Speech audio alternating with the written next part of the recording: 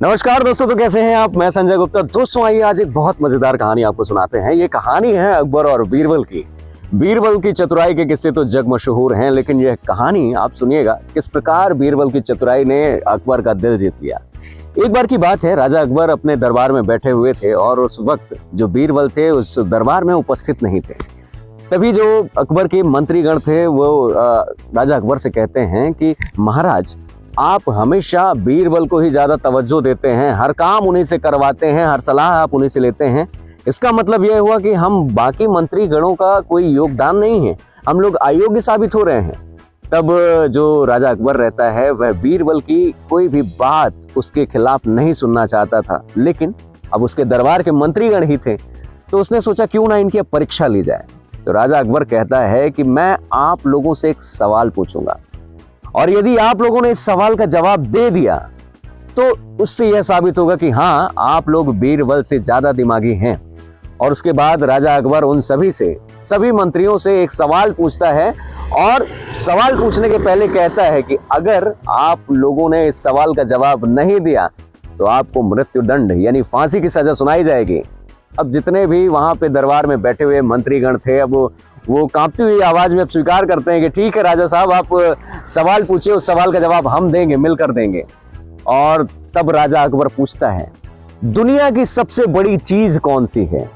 अब जैसे ही राजा ने यह सवाल पूछा, अब सारे मंत्रीगण आपस में खुसर फुसर करने लगे कि यार इस सवाल का जवाब क्या होगा। तब वो जितने भी मंत्रीगण थे आपस में कहते हैं, यार कहीं ऐसा ना हो कि हमें मृत्युदंड भोगना पड़ जाए, राजा से मोहलत ले लेते हैं। और वो सभी अकबर से 4 दिनों की मोहलत ले लेते हैं कि आप हमें 4 दिनों की मोहलत दीजिए, हम आपके इस सवाल का जवाब जरूर देंगे। और राजा भी कहता है चलो ठीक है, 4 दिनों की आप मोहलत ले लो, लेकिन यदि नहीं बता पाए तो उसका अंजाम क्या होगा वो अब तुम लोगों को बहुत अच्छे से पता है। अब 4 दिन तक वो जितने भी मंत्रीगण थे वो भटकते रह गए कि यार दुनिया की सबसे बड़ी चीज कौन सी है, दुनिया की सबसे बड़ी चीज कौन सी है।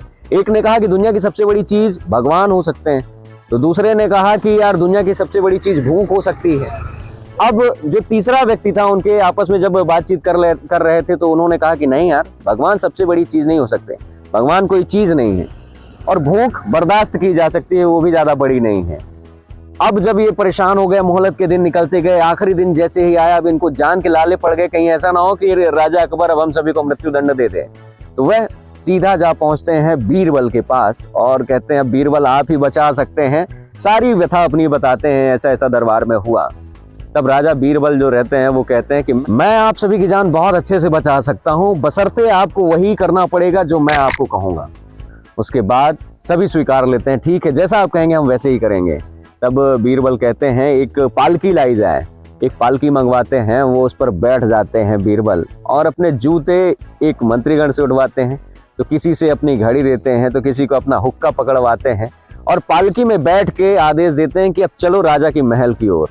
और जैसे ही दरबार में पालकी लेकर पहुंचते हैं वो सभी मंत्रीगण, बीरबल निकलते हैं, राजा के चेहरे पर मुस्कुराहट और हैरानगी थी। तब राजा के कहने के पहले यानी अकबर के कहने के पहले ही बीरबल कहते हैं कि महाराज, इस दुनिया की सबसे बड़ी चीज है वो है गरज।